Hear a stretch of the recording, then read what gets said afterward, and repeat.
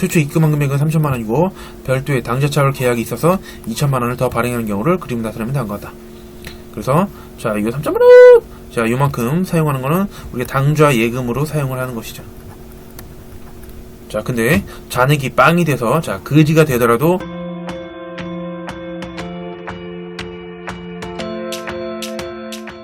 안녕하세요. 본 다이어트 전투력 1급 강의는 불필요한 것들을 제거한 다이어트 강의가 되겠습니다. 많은 분들께 도움을 드리기 위해서 과감하게 교재를 무료로 배포하고 있습니다. 많은 도움이 되기를 진심으로 기원합니다. 자 일단 간단한 복습 하나만 하고 본격적으로 들어가도록 하겠습니다. 일단 재무상태표인데요. 자 우리 재무상태표라는 재무지표는 자 바로 유동성 배열법에 따라서 작성을 하게 되어 있죠. 즉 유동성이 가장 큰 것부터 나열을 하게 되어 있어요. 자 그래서 자산의 경우는 자 바로 1년을 기준으로 해서 1년 이내에 현금으로 바꿀 수 있는 그러한 유동자산과 그리고 1년 이상 더 오래 가지고 있을 그런 비유동자산으로 나뉘게 됩니다. 1년 내내 돈으로 바꾸게 될 유동자산은 두 가지가 있어요. 당초자산과 재고자산. 비유동자산은 자 투자, 유형, 무형 그리고 기타의 비유동자산으로 네 가지로 나누게 되죠. 자 비유동자산은 많기 때문에 자 투유무기 네 글자로 이렇게 앞글자를 따서 알아두시면 되겠습니다. 부채도 마찬가지예요.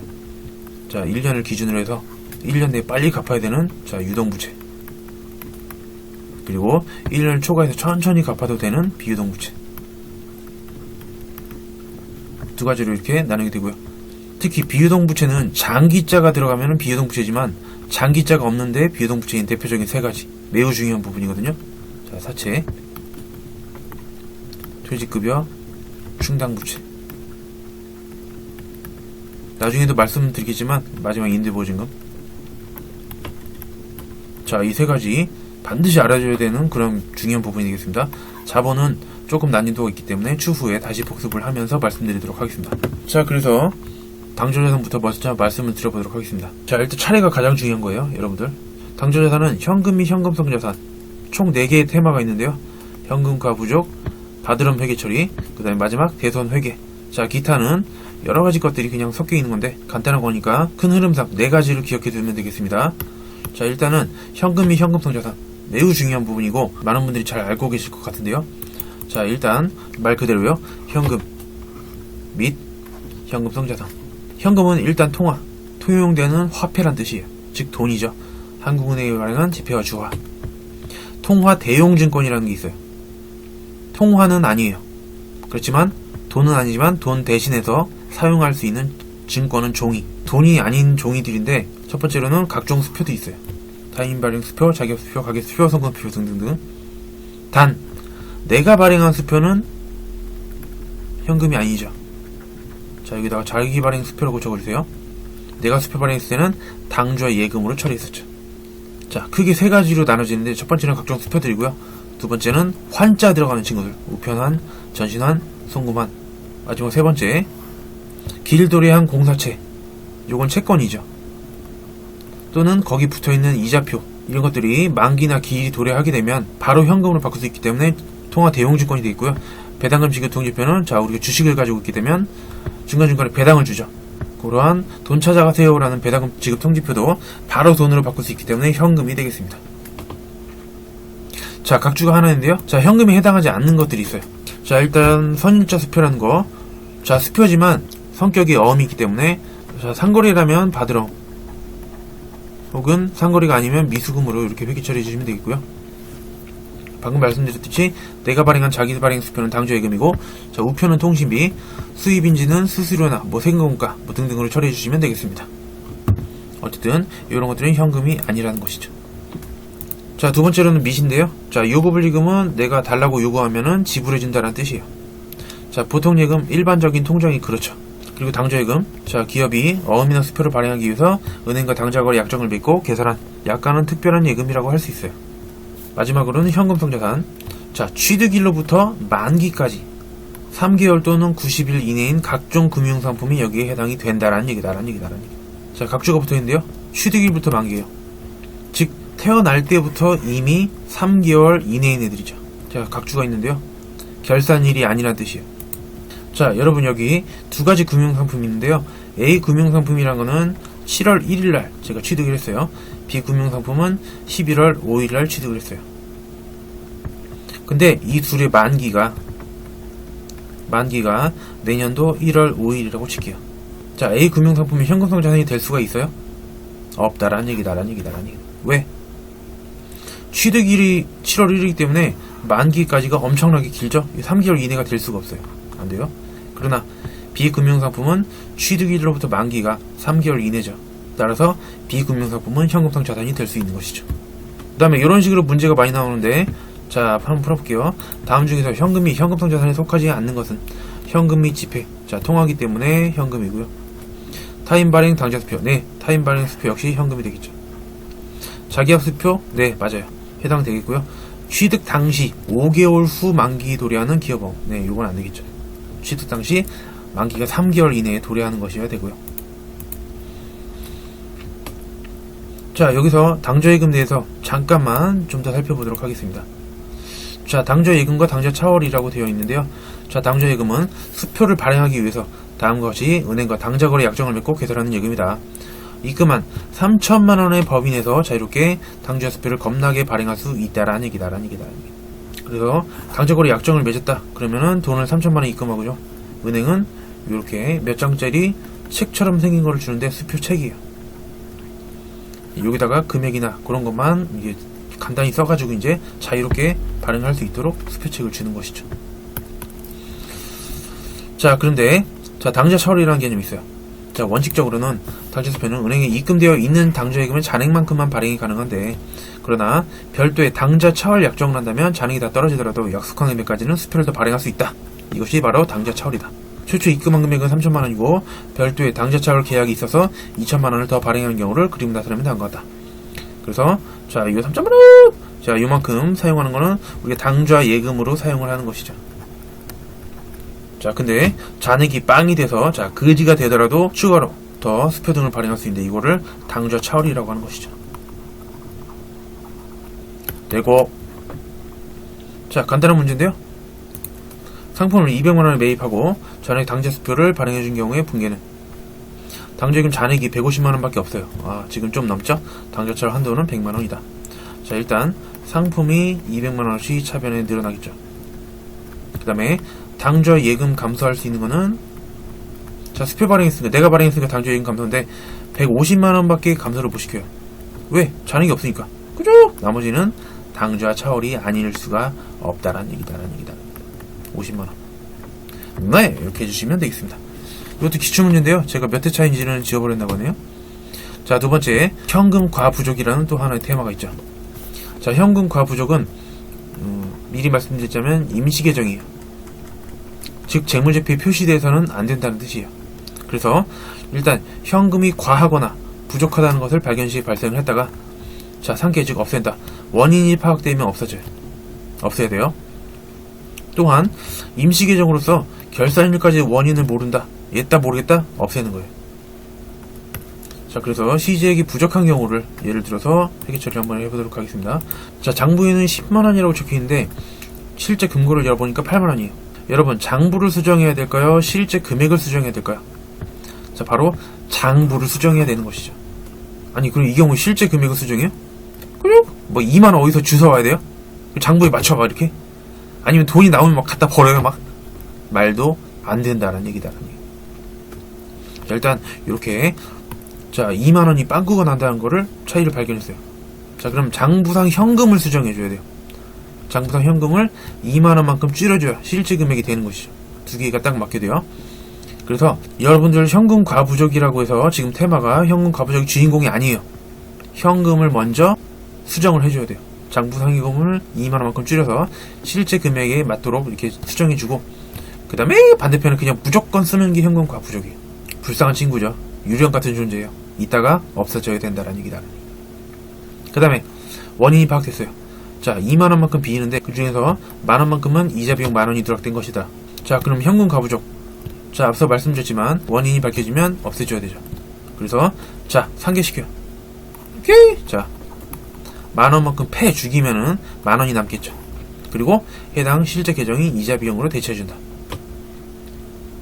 자, 그 다음에 기말까지 열심히 찾지만 12월 30일이 됐는데도 원인을 모르겠어요. 그러면 임시 계정이기 때문에 역시 패 죽여야 돼. 자, 대변으로 따라와. 패 죽여가지고 자, 이렇게 잔액을 빵으로 만들어 버린다라는 얘기다라는 얘기. 뭐 이거 외우고 있는 사람들도 있는데 절대 외울 게 아니죠. 지금 무슨 자리요? 비용 자리가 비잖아요. 그래서 자연스럽게 잡선실로 처리해 주시면 되는 것이다라는 얘기다.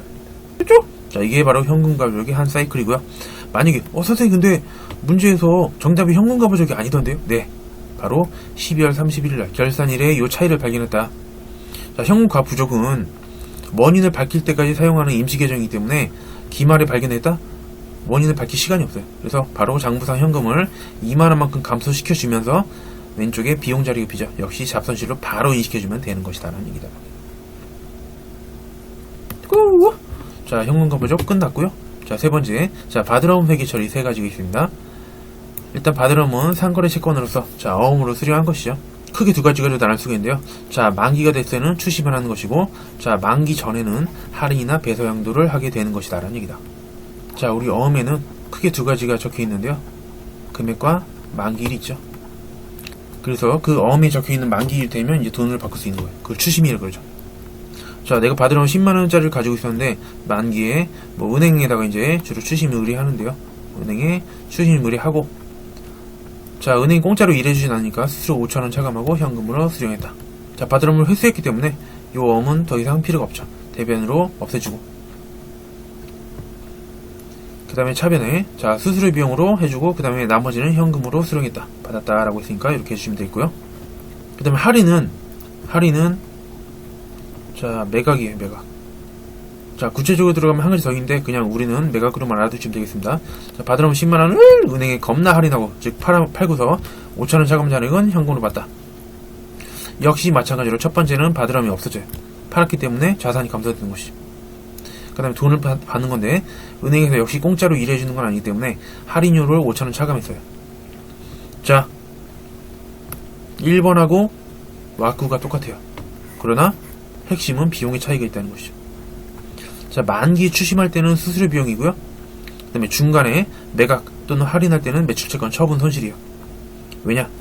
바드럼이라는 매출채권을 처분하면서 일부 5천원만큼 손해봤기 때문이죠. 나머지 95,000원을 현금으로 받으시면 되겠습니다. 그 다음에 마지막 배서 양도인데요. 역시 만기 전에 돈이 필요한데, 자, 그냥 무식한 게 왔다다. 돈 대신에 어음을 주는 것, 이렇게 생각하시면 되겠습니다. 그래서 자, 외상매출금, 자, 부채를 10만원 상환하기 위해서 약속어음을 배서에 양도하다. 일단 나의 자산이 감소하겠죠. 받으러옴 없애주면서, 그 다음에 외상매금을 갚았기 때문에 자, 이거를 차변으로 적어서 부채를 감소시켜주면 되겠습니다. 자, 마지막 주요 내용인 대손회계인데요. 일단 대손이라는 거는 다들 아시겠지만 내가 어떤 채권을 가지고 있어요. 돈 받을 돈이죠. 회수를 하는 거예요, 못하는 거예요? 못하는 거죠. 즉, 돈 떼이는 것이다 라는 얘기다. 자, 그래서 일단 첫 번째로는 기말이 돼서 설정을 해줘요. 대손 충당금을. 대손에 대비해서 설정해주는 게 대손 충당금이죠. 내년에 대손 발생에 대비하는 거예요.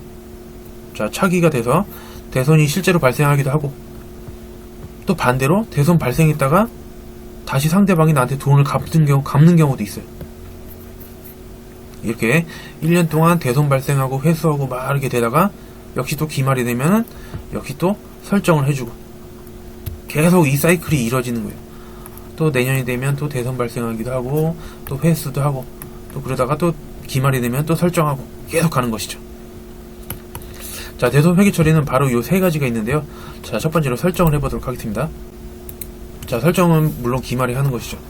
자, 외상매출금 5천만원에 대해서 1%의 대손 충당금을 겁나게 설정하시고, 자, 외상매출 중에서 내년에 1%가 떼일 것 같다 라고 예상되는 거예요. 대손이 예상돼요. 1%로. 단, 설정 전 대손 충당금 잔액은 25만원이거나 또는 65만원으로 겁나게 가정하겠다. 자, 저는 이거를 3단계로 하거든요. 첫 번째, 목표금액.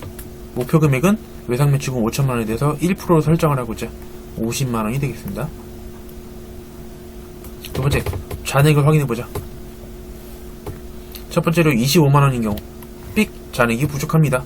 어떻게 해줘야 돼요? 대손 충당금을 증가시켜줘야 돼요. 얼마? 25만원만큼. 그 다음에 삑! 잔액이 남아둡니다. 줄이세요.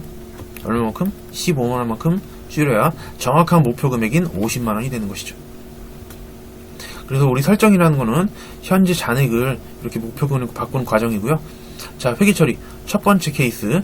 잔액이 25만원이라서 추가로 25만원을 증가시켜줘야 되는 경우. 자, 대손 충당금은 대변 계정이기 때문에 자, 대변에 쓰면은 증가가 되고요. 차비는 뭐죠? 네, 대손 삼각비죠. 자, 비용 자리가 비는데 거기 대손 삼각비로 25만원. 지금은 외상매출금이라는 매출 채권이지만 만약에 기타 채권이라면 기타의 대손 삼각비로 해주면 되는 것이죠. 자, 두 번째. 잔액이 65만원인 경우. 삑! 너무 많아서 15만원 줄여주세요. 네, 대손 충당금은 차변에 기재해주면은 잔액이 감소를 해요. 자, 15만원만큼 감소해주고. 대변은 대손 충당금 환입이라는 계정 과목이 있다. 15만원 이렇게 해주시면 되겠습니다. 자, 자동 분기일만 하니까 여러분들이 이거 모르셔도 돼요. 그러나 굉장히 중요한 부분이고요. 자, 반드시 알아두시길 바랍니다. 설정 굉장히 중요한 거예요. 그 다음에 기말에 설정을 한 다음에 실제로 다음 연도가 돼서 대손이 발생할 수도 있고 회수할 수도 있다 그랬죠. 자, 내가 채권이 있는데 채권을 떼이는 거죠. 돈 떼이는 거예요. 그래서 채권을 무조건 없애줘야 돼. 대손 발생했다면. 자, 외상매출금 30만원에 대해서 대손이 발생했다. 자, 1단계로 외상매출금이라는 채권은 없어요. 더 이상 나라는 인연이 없어요. 선생님 나중에 회수할 수 있다면서요? 아니.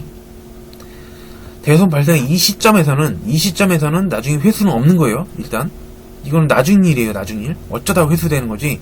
지금 당장은 더 이상 나랑은 인연이 없어요. 하고, 자, 대손 충당금 대변에 설정해놨던 거를 이렇게 차변에다가 사용 혹은 감소시키는 분기를 해주면 되는 거예요. 그래서 채권 없애주면서 대손 충당금을 차변으로 감소시키는 분기가 되겠습니다. 그런데 대손 충당금이 부족한 경우가 있을 수 있겠죠. 만약에 23만원 남아있다고 가정하자. 자, 1단계로는 더 이상 이 채권은 나랑 관계가 없기 때문에 채권을 먼저 없애주고요. 그 다음에 사용할 수 있는 대손 충당금 적어줘요. 자, 23만원밖에 없기 때문에 그만큼만 차변으로 사용할 수 있고요. 나머지 비는 부분은 비용으로 떼운다. 자, 3단계 비용. 그래서 대손 충당금이 부족하다면 부족한 금액은 대손 삼각비 또는 기타의 대손 삼각비로 처리한다라는 얘기다. 자, 우리 대손 삼각비는 매출 채권일 때, 지금처럼 외상매출금이나 바드럼일 때 쓰는 거고요. 이거는 판매비와 관리비. 그 다음에 기타 대손 삼각비는 영업의 비용이 되겠습니다. 아무튼 이렇게 부족한 부분은 비용으로 떼어주는 거예요. 마지막 회수. 자, 회수는 외상매출금 200만원이 대손이 발생하여 대손 처리를 했는데 추후 100만원을 보통예금 계좌로 회수하였다. 어느 날 할 짓거리가 없어가지고 보통예금을 쭉 보고 있는데 뜬금없이 100만원이 들어온 거예요. 자, 보낸 사람 보니까 그놈이에요. 그놈. 과거에 도망간 놈이죠. 그놈. 전화해봤더니 미안하다고 일단 100만원만 받아달래요. 오케이. 자, 회수했죠? 차변에 무조건 돈 받는 거예요. 회수라는 것 자체가 그죠? 상대방이 나한테 돈 갚는 거 아니에요? 뭐 현금으로 들어올 수 있고 보통예금으로 들어올 수 있고 어쨌든 다 차변에는 돈이 들어와요. 그 다음에 대손 충당금 다시 증가시켜요. 대변에 대손 발생이랑 회수랑 반대잖아요. 대손 발생했다면 대손 충당금을 차변으로 감소시키죠. 근데 대손의 반대 상황인 회수는 자, 역시 대변으로 반대로 증가를 시켜주면 되는 것이다 라는 얘기다. 자, 이 대손을 한번 정리를 쭉 해보도록 하겠습니다. 자, 일단 기초에 얼마 있다. 자, 작년 기말에 설정한 금액이죠. 그래서 내년에 채권의 1%나 2% 떼일 것 같다. 그래서 그렇게 설정 금액이 그대로 올해 기초로 넘어간 거죠. 자, 대손 충당금은 대변 계정이기 때문에 설정한 거는 대변에 남아있는 거고요. 자, 방금 전에 살펴봤듯이 위에서 대손 발생하면 차변을 감소시켰죠. 그래서 차변으로 감소시킨 다음에 회수되면 차변에 돈 받으면서 대변에 다시 대손 충당금 증가시켰죠. 대변으로 이렇게.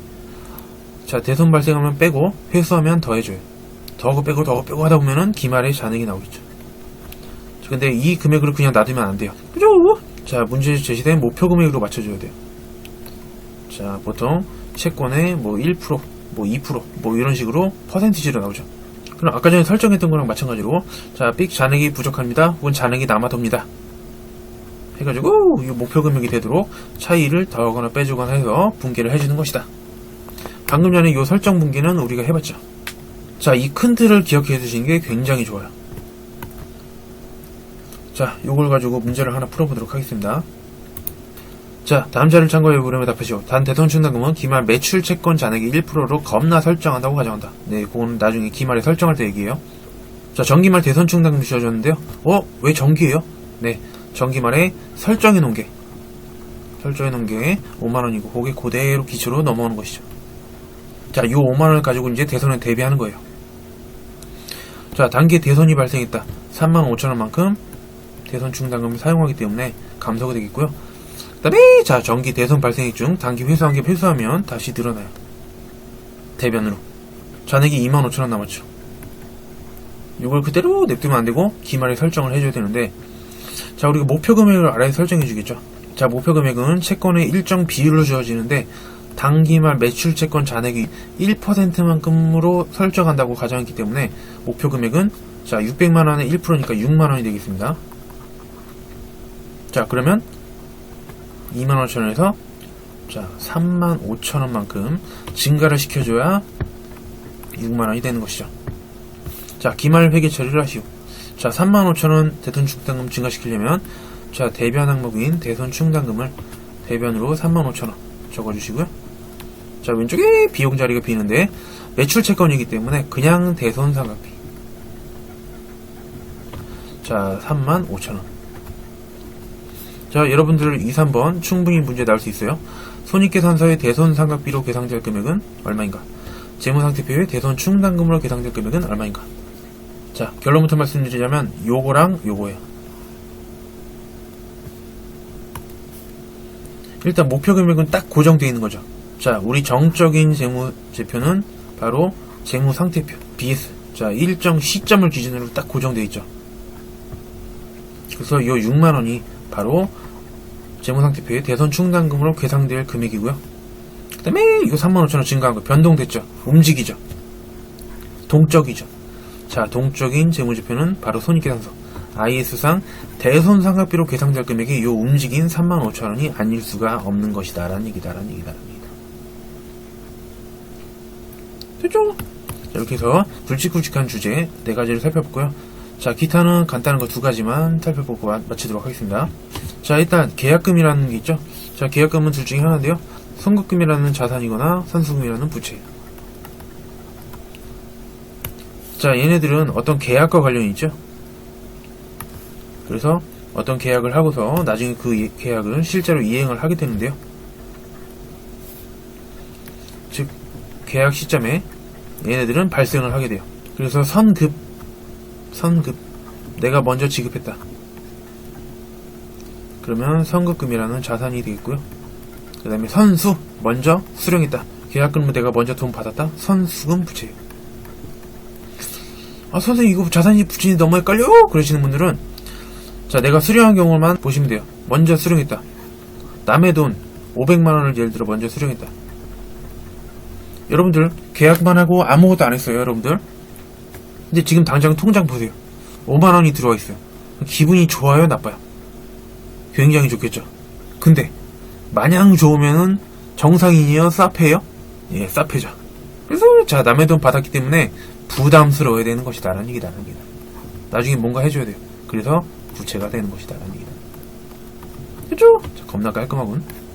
그래서 계약 시점에 자산 선급금은 차변에 분계되고 자, 선수금 부채이기 때문에 대변에 겁나 분계가 되는데 나중에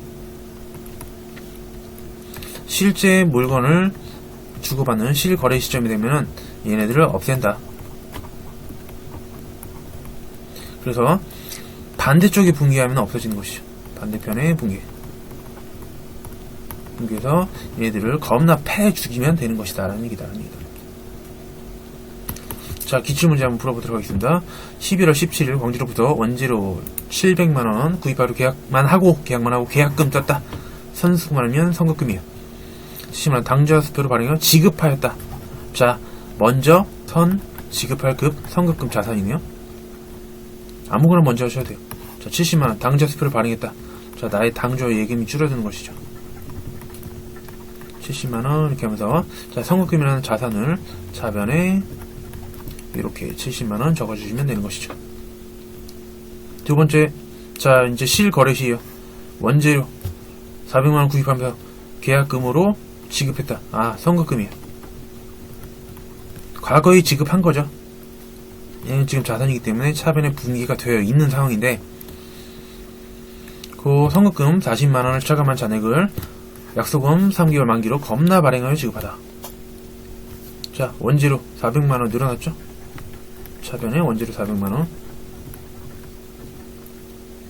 선급금 지금 차변에 붕괴되어 있던 거를 자 대변으로 패죽여. 그래서 자 얘는 선급금 자산의 감소예요. 지금 40만원.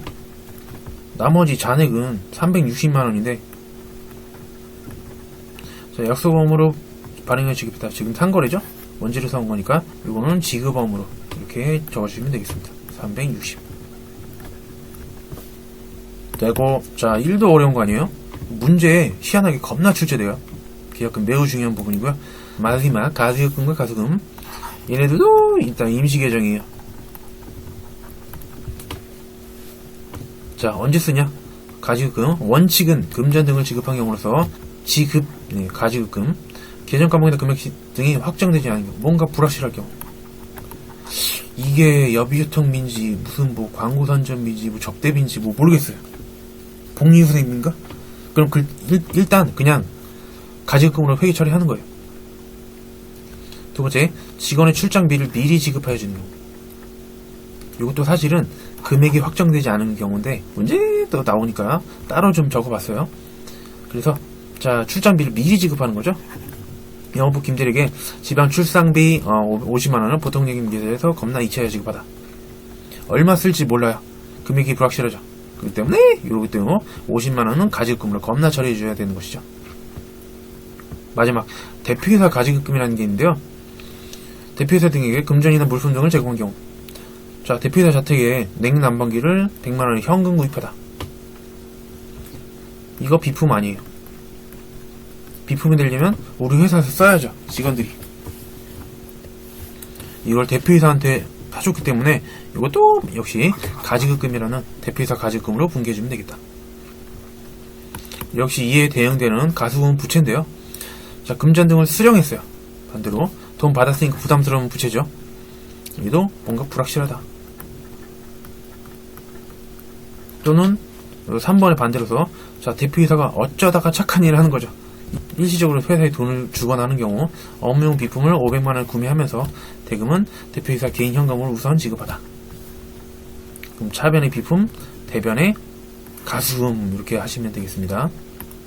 자 회계처리. 1월 15일 보통예금에서 2차에 거래처에 지급한 20만원의 계정 까먹이 겁나게 불확실하다. 내가 지급했죠. 불확실해? 가지급금 20만원, 대변은 보통예금 20만원.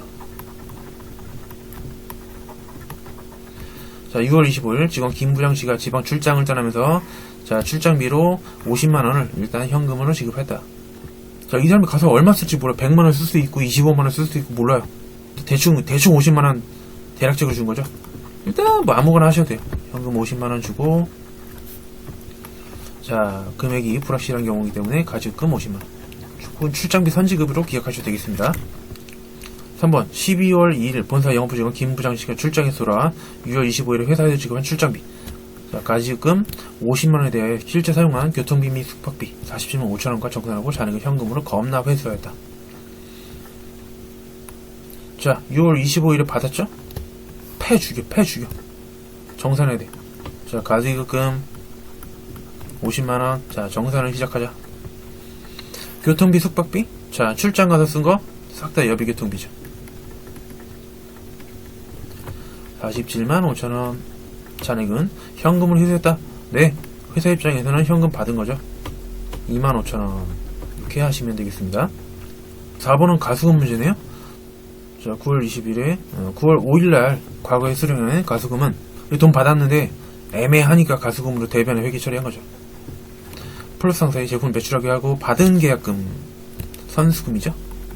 수령한 거니까. 부채 동사의 동사는 얘예요. 얘 그냥 동점 혹은 동사 얘 상대방 플러스 상사의 외상 매출금 50만원을 겁나 회수한 것으로 확인되다. 자, 선수금 대변에다 분개해줘야 되는 거였고, 그 다음에 외상매출금, 자, 회수했기 때문에 외상매출금이 자산이 대변으로 감사하는 거죠. 그래서 가수금을 이번에 차변으로 패 죽이는데, 얼마인지를 모르겠네? 자, 대변해서요. 자, 선수금 50만원과 외상매출금을 받아버렸네. 외상매출금 감소 50만원. 아, 가수금 100만원을 감소시켜야 되겠구나. 자, 됐고, 여러분들 이렇게 해서 사이트 전선의 1급 첫 시간이었는데요. 일단 당좌 자산에 대해서 살펴봤고요. 자, 현금 및 현금성 자산, 현금과 부족, 바드럼의 회계처리, 추심, 할인, 배사용도, 그 다음에 대손회계, 그 다음에 기타 격가지에 대해서 살펴봤습니다. 다음 시간에 만나요. 친구들, 안녕!